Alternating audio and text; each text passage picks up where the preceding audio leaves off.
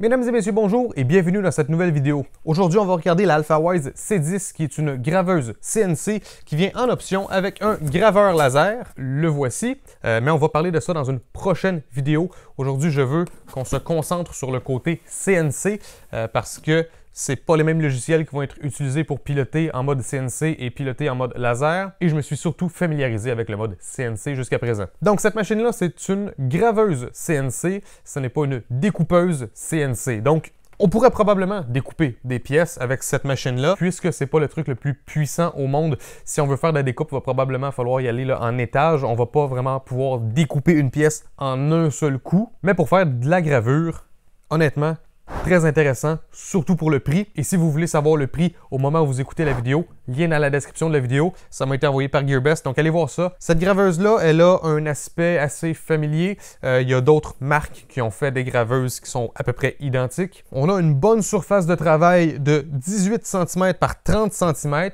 Vraiment pas si mal, surtout pour le prix. Si on regarde les options qui sont moins chères que ça, là, on va tomber dans des CNC qui sont genre 10 cm par 10 cm. Là, ça vaut pas autant la peine, je trouve. Ça, c'est bien intéressant. Et si on va dans les CNC qui sont plus chers et qui valent la peine pour le prix, là, on sera pas dans les quelques centaines de dollars. On va être dans les milliers de dollars, donc 2000, 3000, 4000, si c'est pas encore plus. Ça dépend bien sûr quelle grosseur de projet qu'on veut faire et si on veut juste faire du bois ou si on veut aussi faire du métal, etc.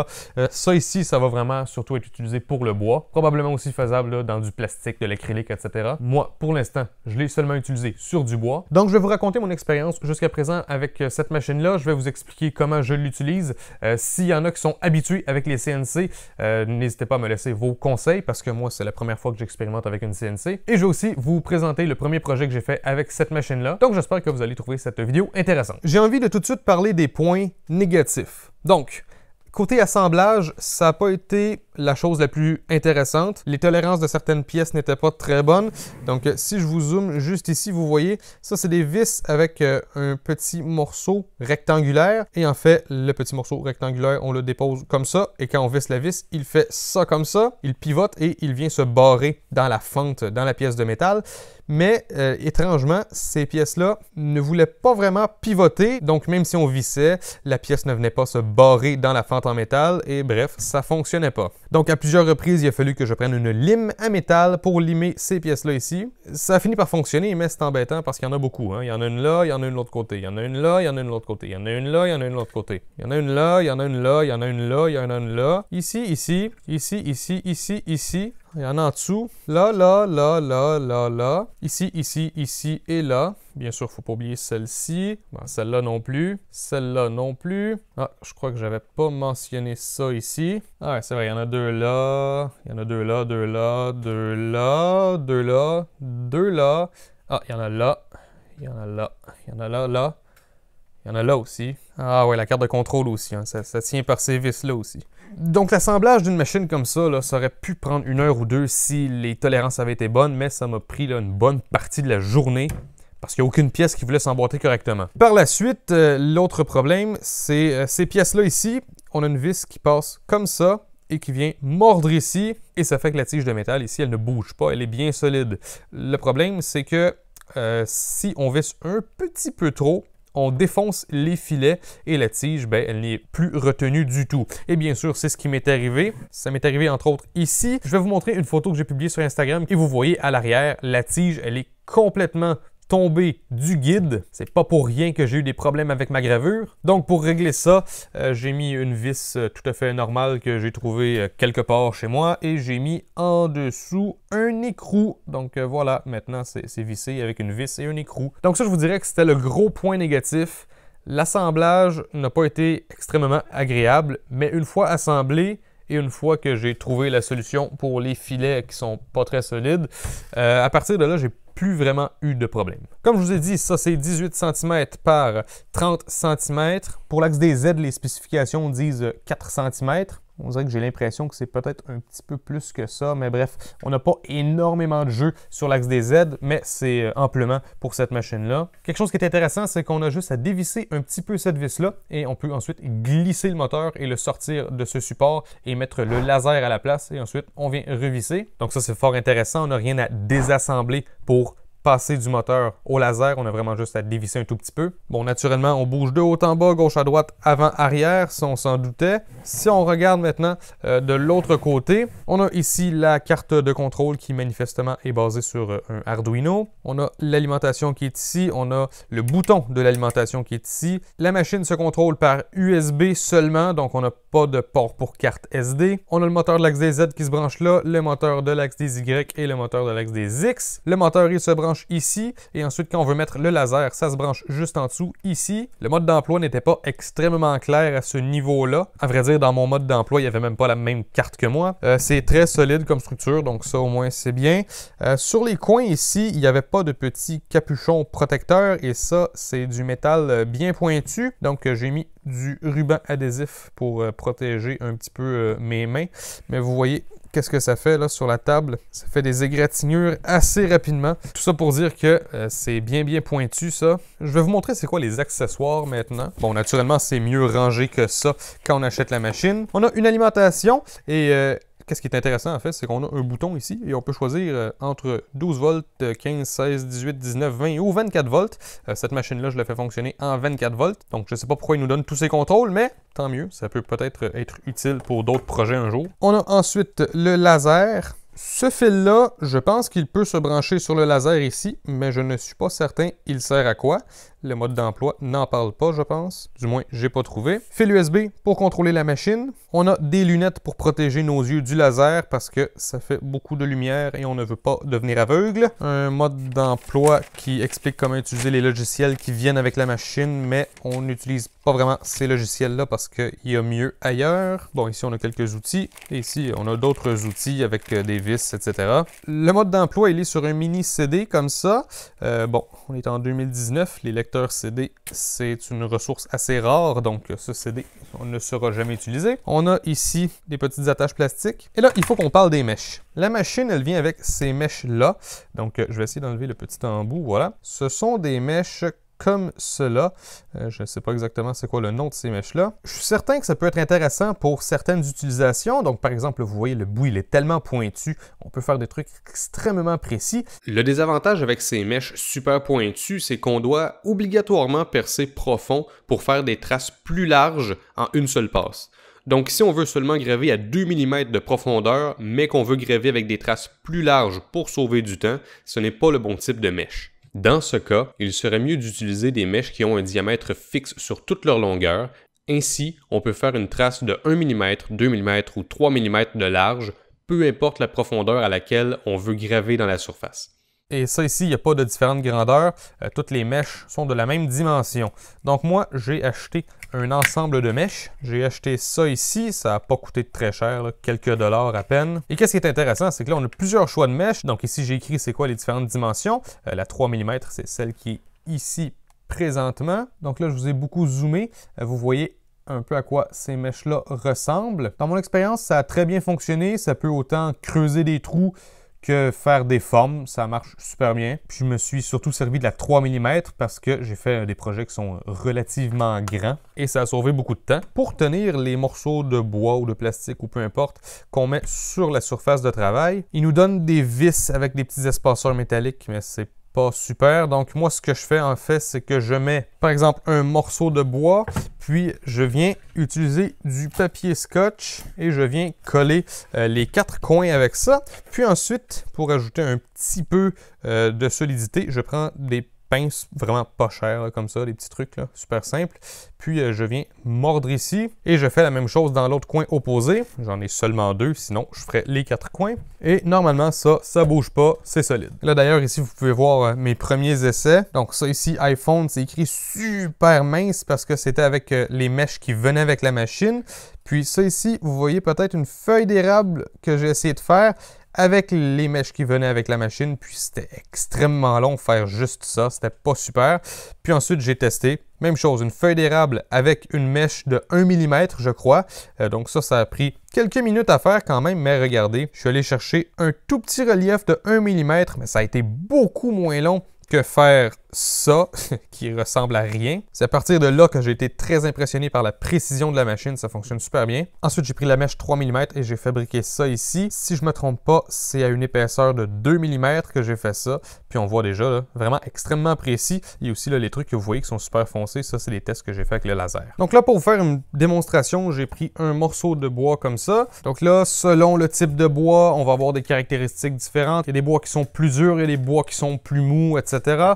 Donc je vais juste mettre ça comme ça ici. Il a été coupé aux bonnes dimensions pour que ça prenne l'espace maximal de la machine. Donc moi, je viens mettre le papier scotch comme ça dans les 4 coins. Et ensuite, je viens mettre les pinces qui sont juste assez grandes pour faire ça. Et voilà, l'autre elle est juste là. Et là, puisque ça va faire de la poussière, je vais pas juste laisser ça comme ça. Peut-être qu'il y en a qui vont s'en souvenir, j'avais fait une vidéo sur un boîtier pas cher pour imprimante 3D qu'on peut ensuite ranger super facilement.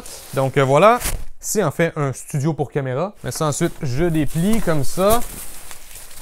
Et voilà, je vais pouvoir mettre la machine juste ici et toutes les poussières vont pouvoir être contenues. Ça va être beaucoup plus simple à nettoyer comme ça. Avec les tests que j'ai faits, ça n'a pas créé énormément de poussière extrêmement fine et volatile. Mais tout à l'heure, vous allez voir des clips où est-ce qu'il y a mon tuyau avec un ventilateur qui sort et qui s'en va. Donc voilà, le tuyau qui sort jusque dans la fenêtre qui est là. Et le tuyau avec le ventilateur, pour extraire l'air et la poussière, c'est pas extrêmement nécessaire, je pense, pour le côté graveuse CNC. Par contre, pour le côté gravure laser, puisque ça va faire énormément de fumée, je pense que je vais avoir besoin de mettre mon ventilateur parce que sinon, la pièce, il va avoir trop de fumée. Bon, voilà, ça c'est là. Maintenant, je vais brancher ça. Bon, tout est branché. Donc maintenant, c'est l'heure d'aller à l'ordinateur.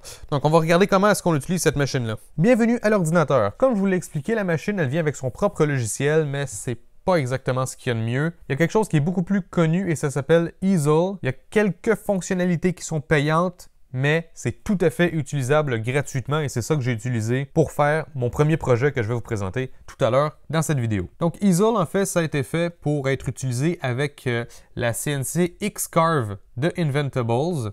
Sauf que Inventables rendent leur outil qui s'appelle Easel public et utilisable avec d'autres machines de type CNC. Donc, ce qu'on va commencer par faire, c'est qu'on va régler en fait les paramètres de la machine. Donc ici, le choix de la machine, c'est autre et entre parenthèses GRBL. Et pour le modèle, il n'y a pas de AlphaWise C10 ici, donc j'ai simplement écrit autre. On se rappelle qu'on a une surface de travail de 300 mm par 180 mm. Ça ici, c'est l'activation et la désactivation du moteur sur lequel il y a la mèche. Le mode à choisir, c'est automatique, donc le logiciel il va pouvoir activer, désactiver ce moteur-là. Et ça ici, les rotations par minute maximales, il y a ce chiffre-là qui est apparu par défaut, donc je le laisse là, puis ça fonctionne, donc tant mieux. Ensuite, on va cliquer sur Setup. La première fois qu'on fait le Setup, ça va nous demander d'installer des pilotes sur l'ordinateur, donc on fait ça. Lorsque j'enregistrais mon écran pour faire la vidéo, cette page-là ne s'est pas affichée puisque Easel a reconnu ma machine. Mais normalement, lorsqu'on fait le paramétrage initial de la machine après avoir installé les pilotes nécessaires, il y a cette page-là qui va apparaître. Donc, je vous invite à prendre en note les paramètres que j'ai utilisés avec ma machine. Pour moi, ça a très bien fonctionné. Puis ensuite, on peut tester la machine. Donc, naturellement, vous devez brancher votre machine par USB et vous devez la brancher dans le mur aussi et appuyer sur le bouton à l'arrière pour l'activer. Puis ensuite, vous pouvez tester les moteurs et vérifier que tout va dans la bonne direction. Donc là, je suis en train de cliquer en ce moment. Vous ne pouvez pas le voir, mais la machine est effectivement en train de bouger et tout bouge dans les bonnes directions, donc ça va. On va appuyer sur Continuer. Le contrôle du moteur de la perceuse, on met ça automatique comme on l'a dit. On va l'allumer. Peut-être que vous l'entendez dans le micro. Maintenant, c'est éteint. Ça a très bien fonctionné, merci. Est-ce que la machine a des limit switch? Cette machine-là n'a pas de limit switch, donc il n'y a pas de home qui se fait automatiquement. Il faut le faire nous-mêmes. Au début, je trouvais que c'était un petit peu bizarre et paniquant, mais finalement, c'est vraiment pas si mal. Donc, on va dire non, et ensuite, on va dire Run the test carve, et là, ça va nous faire apparaître ça ici. Donc là, notre machine, elle est paramétrée. Là, il va falloir paramétrer c'est quoi le matériel qu'on va utiliser et c'est quoi sa dimension. Donc, vous voyez, il y a plusieurs choix ici. Moi, je le laisse à ça ici parce que le bois que j'ai actuellement, je pense pas qu'il soit dans la liste qui est là. Moi, la dimension de ma planche ici, c'est 300 mm par 176 mm. Donc, c'est presque la dimension exacte de la surface de travail de la machine. Puis ensuite, mon épaisseur, moi, c'est 18 mm. Ensuite, si on clique ici, moi, ma mèche, je vais utiliser une 3 mm. Et là, assurez-vous de prendre millimètres et non pas des pouces, parce que 3 pouces, c'est quand même bien plus large. À ce que je peux comprendre, on peut cliquer sur plus ici et ajouter une deuxième mèche. Je ne sais pas si ça, c'est juste pour les machines qui peuvent changer d'outil automatiquement ou si ça va juste tout faire ce qui est possible d'être fait, par exemple avec une 3 mm et ensuite arrêter, demander à ce qu'on change la mèche pour une mèche plus petite pour aller dans les endroits où il y a plus de détails, puis ensuite ça se remet à continuer. Ça, c'est pas quelque chose que j'ai testé, mais bien intéressant qu'on puisse dire qu'on a plusieurs mèches disponibles pour faire une même gravure. Parce que bien sûr, si vous avez des détails qui sont seulement 2 mm de large et que vous utilisez une mèche de 3 mm de large, bien, ça ne fonctionnera pas. Ensuite, dans les Cut Settings, il y a les paramètres recommandés, sauf que moi, je préfère y aller en custom. Et ça, vraiment, là, ça va être à expérimenter selon votre type de mèche et selon votre type de bois. Moi, je préfère que ma machine, elle aille très lentement et que ma gravure prenne plus de temps, mais que ça se passe bien et que j'ai une bonne qualité.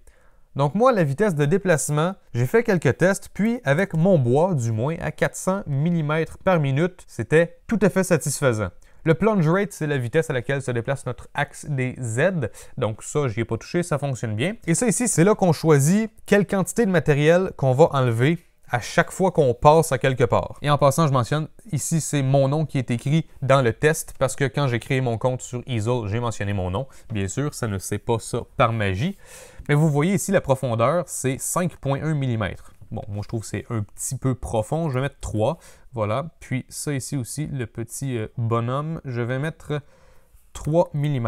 Et en passant, ce qui est intéressant, c'est que si je clique sur Edit Points, ici, je peux modifier certains trucs. Donc, ça peut être intéressant dans certaines circonstances. Puis, bien sûr, il y a plein de formes qu'on peut ajouter. On peut faire là, des dessins manuellement, comme ça, voilà. On peut mettre du texte, on peut mettre plusieurs types de logos, des trucs du genre. Il y a pas mal de choix. Et bien sûr, vous pouvez importer vos propres images, etc., etc. Et aussi, vous voyez les petits pointillés, c'est la fin de ma planche. Et la ligne pleine en haut, c'est la fin de la zone de travail. J'avais oublié de mentionner ça tout à l'heure. Mais bref, là, j'ai dit que c'était 3 mm de profond. Donc, si je vais dans ça ici, si je dis qu'à chaque fois qu'on passe, je veux faire 1 mm, il va seulement falloir passer 3 fois aux mêmes places. Versus si je dis 0,5, ben là, il va falloir passer 6 fois aux mêmes places. Donc là, il y a une relation là, avec toutes ces vitesses-là, c'est-à-dire que si je mets seulement 0,5 mm, j'enlève moins de matériel à chaque fois, donc probablement que je peux aller plus vite. Et là, si je remets à 1 mm, ou même si je mets 3 mm, là, j'enlève beaucoup de matériel à chaque fois que je passe, donc là, il faudrait probablement que je diminue ma vitesse. Moi, mon test que j'ai fait, c'est pas rapide, mais ça a fonctionné en tout cas. 400 mm par minute, 1 mm à chaque fois que je passe. Et ensuite, je suis allé ici dans Machine, je suis allé dans Avancer et j'ai changé ces deux petits paramètres-là ici. Ça, Safety Height, c'est quand on va passer d'un point de la gravure à un autre. Bien sûr, il va falloir que la mèche, elle lève pour ensuite aller à quelque part d'autre et redescendre. Donc ça ici, le Safety Height, c'est à quelle hauteur est-ce que la mèche va lever au-dessus de notre planche ou de notre morceau de plastique, etc. Et puisque mes planches ne sont pas parfaitement plates, il y a des hauteurs qui sont un petit peu plus hautes que d'autres, il faudrait passer les planches au planeur pour que ce soit parfaitement plat. Ça, c'est pas quelque chose que j'ai fait. J'ai juste pris une planche, je l'ai attachée sur ma surface de travail, puis je me suis mis à graver dessus. Mais bref, avec 3,8 mm, j'ai remarqué qu'il y a des endroits que ma mèche, elle frottait sur ma surface de travail. Donc, je me suis mis à 5 mm et ça a corrigé. Ensuite, le step over, ça c'est quand on est en train de graver. Si par exemple on a une mèche de 3 mm de large et qu'on a une ligne à faire qui est 6 mm de large, la mèche, elle ne va pas seulement devoir passer une fois et ensuite repasser à côté pour faire les 6 mm de large. Elle va seulement élargir la trace de 40% à chaque fois. Moi, je suis allé conservateur, je suis allé à 30%. Donc, à chaque fois que la mèche, elle passe à quelque part, elle enlève très peu de matériel. Donc ça, là, vraiment, moi, j'y suis allé avec des paramètres conservateur. Ce n'est pas rapide, mais en tout cas, ça fonctionne. Alors là, je vais aller chercher un petit peu d'expérience à force que je vais l'utiliser, puis probablement que je vais être capable de faire fonctionner la machine un petit peu plus rapidement, un petit peu plus efficacement. Donc ici, on va faire simuler, et là, ça dit que faire tout ça, ça va prendre environ 10 minutes, sauf que là, si on regarde, je vous zoome là-dessus, vous voyez que ça ici, ça ressemble pas vraiment à ça ici, parce que j'utilise ici une pointe de 3 mm et ça ici, c'est pas 3 mm d'épais. Donc à la place, ce que je peux faire, c'est dire, OK, je vais prendre une pointe de 2 mm. Et là, à 2 mm, ça fonctionne, on a tous les détails. Donc là, encore une fois, on va faire simuler. Et là, ça prend 20 minutes, mais je constate que ici, le M, il en manque un petit peu. Il faudrait que j'y aille avec 1 mm. Bon, là, soit j'y vais en 1 mm, soit je fais grossir un petit peu mon texte. Je vous laisse deviner qu'est-ce que je vais faire. Je vais grossir mon texte, quelque chose comme ça. Et voilà. Là, en principe, tous les détails sont là. Donc, je vais refaire simuler. Ça dit que ça va prendre 30 minutes environ. Et là, ça dit que j'ai des valeurs qui sont intestées, blablabla. Bref, moi, mon expérimentation m'a montré que ça fonctionne. Donc, il faut vraiment s'assurer d'être en custom. Donc, ce que je vous propose, en fait, c'est qu'on va tester cette gravure-là. Donc, on va quitter l'ordinateur et on va aller voir la machine. Ma gravure est prête. Ma machine est prête. Là, qu'est-ce qu'il faut faire, en fait, c'est mettre la machine sur Home. Il faut aller à la position initiale. Donc, voici ce qui va se passer. On va cliquer ici sur Carve tout en haut. Et là, vous voyez, ça dit de confirmer l'épaisseur des matériaux. Donc, 18 mm, c'est vrai. Mais juste ici, on voit qu'on a des contrôles pour la machine. Donc, ce que je vais faire, c'est qu'avec ces contrôles-là, je vais apporter la pointe de la mèche, que je dois changer d'ailleurs. Je dois mettre une 2 mm. Je vais apporter la pointe de la mèche juste ici, juste au coin de ma planche. Et on se rappelle que ma planche, elle est presque de la même dimension que ma surface de travail totale. Et on se rappelle que mon design, je l'ai mis au milieu de la planche. Donc, si j'apporte la mèche tout au coin ici, qui est le coin de la planche, et aussi qui est le coin de la surface de travail, eh bien, ça devrait graver tout ça au milieu de ma planche ici. Alors, je vais commencer par changer la mèche. Donc, les deux petites clés qui venaient avec la machine, ça sert à ça. Donc, j'enlève ça et je vais aller mettre la 2 mm. Naturellement, il faut que ce soit assez serré parce que sinon, la mèche, elle va déraper. On ne veut pas ça. Donc là, je vais faire bouger la machine et on va aller mettre la pointe à la bonne place. Donc, j'ai le choix de me déplacer en 10 mm, 1 mm, 0.1 mm et 0.01 mm. Donc, on peut être assez précis quand même. Là. Et là, je vais le faire descendre.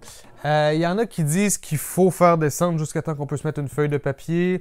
Moi, puisque la hauteur n'est pas égale partout, ce que j'ai trouvé qui fonctionnait, en fait, c'est je fais descendre la mèche jusqu'à temps qu'elle touche au bois ou qu'elle entre un petit peu dedans. Bon, voilà, ça a l'air d'être vraiment pas si mal. Parce que sinon, des fois, il y a des endroits où est-ce que ça va commencer à graver tout de suite, puis il y en a que ça va commencer à graver plus tard, après quelques passes. Parce que, bref, des planches, c'est pas toujours parfaitement plat. Donc là, je suis à la position Home que j'ai décidé. Donc, je confirme que c'est 18 mm d'épais.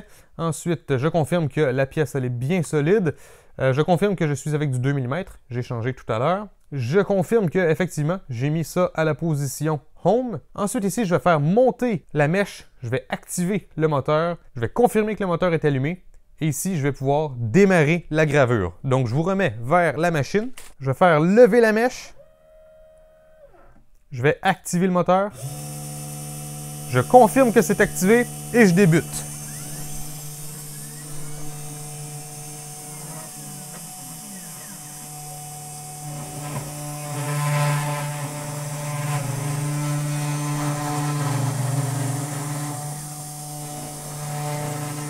Donc là, vous pouvez probablement remarquer que c'est quand même assez bruyant. Donc surtout si on est habitué à l'impression 3D où est-ce qu'on fait juste déplacer une buse qui fait couler du plastique fondu. Là, on a littéralement une perceuse qui est en train de couper du bois.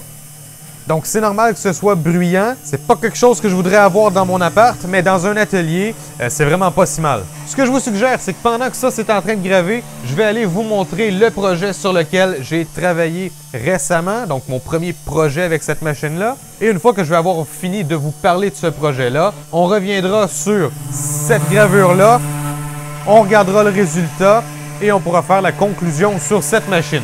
Le premier projet que j'ai décidé de réaliser avec cette machine, c'est 3 planches avec des images qui me représentent et le but c'est que ça donne un style affiche de sentier pédestre. J'ai utilisé une mèche 3 mm pour faire ça, super facile de passer d'une mèche à une autre. Vous voyez ici, j'ai mis la machine dans un studio de caméra parce que ça m'aide à contenir toutes les poussières et j'ai même mis un ventilateur avec un tuyau qui va vers l'extérieur de la pièce pour vraiment évacuer toutes les poussières les plus fines, sauf que j'ai remarqué que ça n'a pas fait énormément de poussière fine, donc le ventilateur était peut-être pas nécessaire. Voici les planches qui ont été utilisées, c'est des planches tout à fait normales qui ont été coupées à la bonne dimension. Il y a de la peinture d'un côté, mais j'utilise pas ce côté, moi j'utilise l'autre côté où est-ce que j'ai mis de la teinture et la teinture que j'ai choisie, ça s'appelle Noyer Spécial 224 et là j'ai juste mis une couche à ce moment-là, mais vous allez voir plus tard dans la vidéo, je vais mettre une deuxième couche et vous voyez, c'est des planches qui ont des imperfections, mais c'est normal, c'est ok, ça ajoute au look. Pour fixer la planche à la surface de travail, j'ai utilisé des petites pinces en plastique. Idéalement, ça en prendrait 4 pour bien sécuriser la planche, mais j'en avais juste 2. Donc ce que j'ai fait, c'est que j'en ai mis 2 à l'avant et j'ai sécurisé le reste avec du papier scotch, mais je me suis rendu compte que la planche levait un petit peu à l'arrière. Donc idéalement, vraiment, là, il faut avoir 4 pinces. Je me suis assuré que la mèche elle était pile au bon endroit pour débuter la gravure et que la gravure se fasse au milieu de la planche. Donc en quelque sorte, j'ai fait un home manuellement parce que la machine n'a pas de limit switch. Ensuite, on démarre le moteur.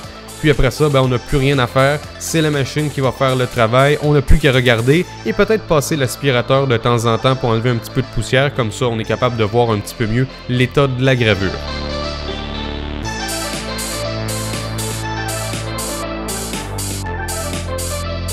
Vous voyez ce que ça donne quand c'est en train de graver, sauf que dans la vidéo que vous voyez en ce moment, ça gravait un petit peu trop vite, donc c'est là que j'ai dû diminuer la vitesse. C'est là que je me suis rendu compte que si je vais moins vite, la qualité elle était bien meilleure.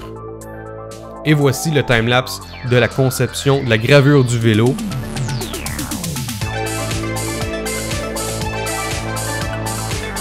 Et voilà, on passe un petit coup d'aspirateur là-dessus, comme ça on est capable de mieux voir qu'est-ce qui a été gravé.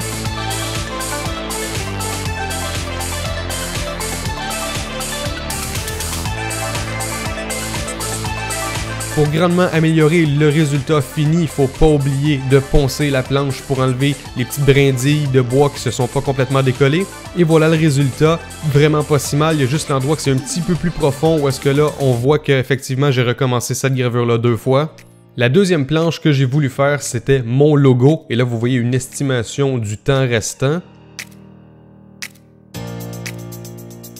Alors vous voyez, c'est en train de graver et ça fait pas mal de poussière, mais les poussières restent assez calmes, elles ne s'envolent pas trop, donc ça c'est bien. Et ça c'est un minuteur parce que je veux comparer le temps réel que ça prend à graver versus le temps estimé par Easel.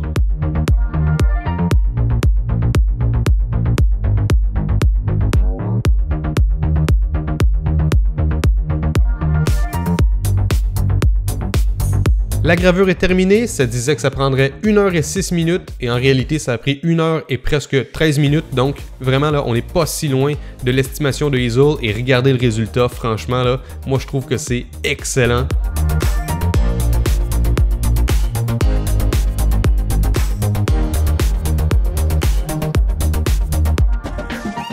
Troisième planche terminée, ça disait que ça prendrait 1 heure et 21 minutes. Voilà le résultat que ça a donné. Excellent selon moi aussi. Et ça a pris 1 heure 31 minutes, donc 10 minutes de plus. Vraiment pas si mal. Donc regardez-moi ça, ce résultat, les 3 planches, une à côté de l'autre là.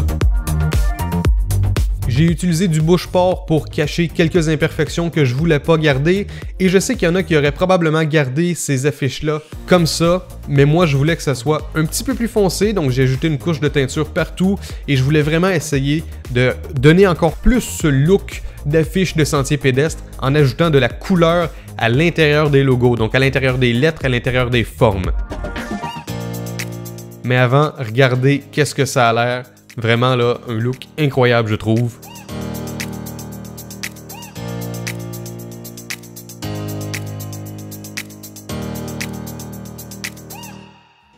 Puisque mes planches sont pas parfaitement plates et qu'elles n'étaient pas parfaitement fixées à la surface, c'est un petit peu plus profond à gauche qu'à droite. Pour la peinture, j'ai eu de l'aide de ma copine, donc elle a mis de la peinture dans une seringue, puis elle a fait sortir la peinture dans la gravure et elle a réussi à l'étendre avec un genre de petit pinceau en caoutchouc. La peinture qui a été utilisée, c'est tout simplement de la peinture acrylique qui a été mélangée à un médium de coulage acrylique.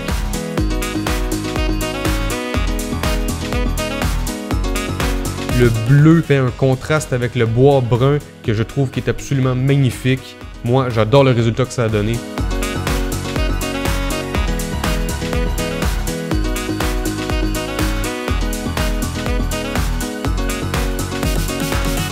Ensuite, il a suffi de répéter les mêmes étapes pour les 2 autres affiches et c'est comme ça que j'ai réalisé mon premier projet avec l'Alphawise C10.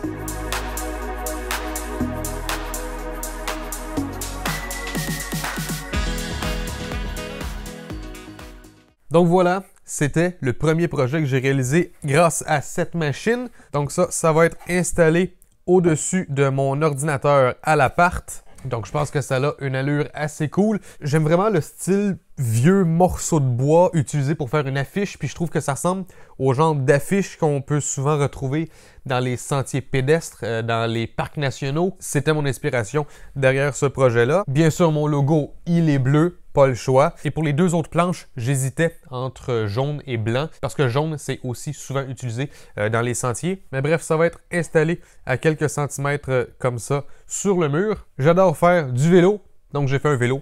Et bien sûr, photographie / vidéo parce que YouTube, voilà. Je trouve que c'est deux trucs qui me représentent. Si c'était à refaire, je sais pas si je prendrais la même technique avec de l'acrylique. Ça a donné un bon résultat, mais ça n'a pas été nécessairement facile à faire.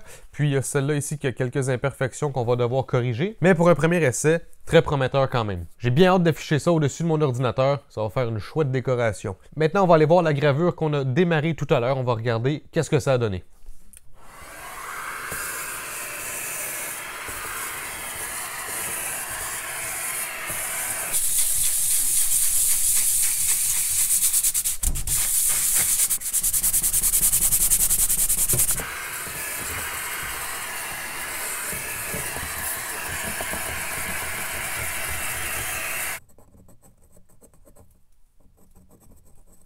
Voici ce que ça a donné. Franchement, là, selon moi, c'est pas si mal du tout.